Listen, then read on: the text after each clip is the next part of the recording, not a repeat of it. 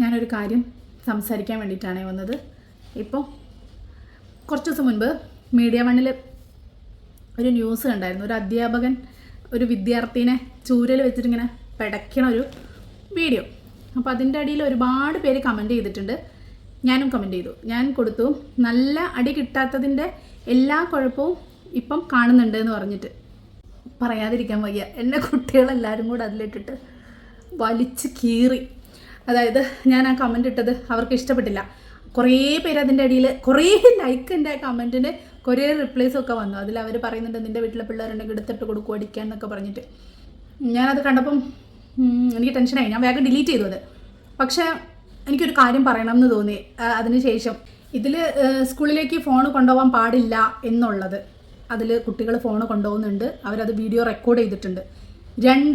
രണ്ടാമത് അതിൻ്റെ കുറേ വീഡിയോസ് ഞാൻ കണ്ടിട്ടു. ഒരാൾ അതിൽ മാഷ് പറയുന്നതും കണ്ടു. അപ്പോൾ ആ അധ്യാപകൻ കൊടുത്തിരിക്കുന്ന ഒരു വീഡിയോയിൽ കറക്റ്റ് ആൾക്ക് കാഴ്ചശക്തി ശരിക്കും ഇല്ലാത്തൊരു മാഷാണ്, അധ്യാപകനാണത്.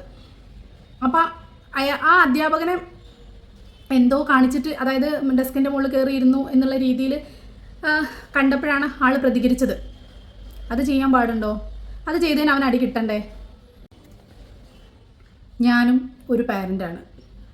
10ാം ക്ലാസ്സിൽ പഠിക്കുന്ന ഒരു മകനും 2ാം ക്ലാസ് പഠിക്കുന്ന ഒരു മകനും എനിക്കുണ്ട്. 2 കുട്ടികളുടെ അമ്മയാണ് ഞാൻ ആഗ്രഹിക്കുന്നുണ്ട് ഇപ്പം പഴയതുപോലെ നമ്മുടെ അധ്യാപകർക്ക് ആ ചൂരൽ വടി തിരിച്ചു കൊടുക്കാൻ വേണ്ടിയിട്ട് ഞാൻ ആഗ്രഹിക്കുന്നുണ്ട്.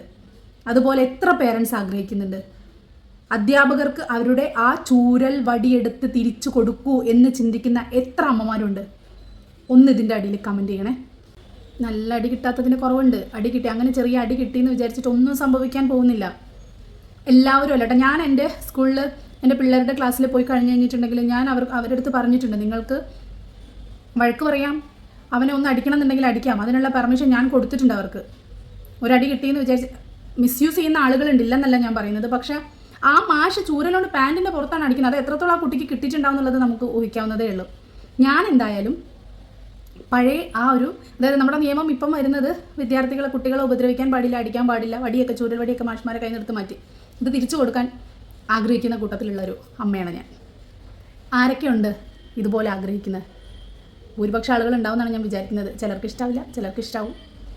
അടി കിട്ടി വളരട്ടെ, ഒരു കുഴപ്പമില്ല, പിള്ളേർ നന്നാവത്തേ ഉള്ളൂ.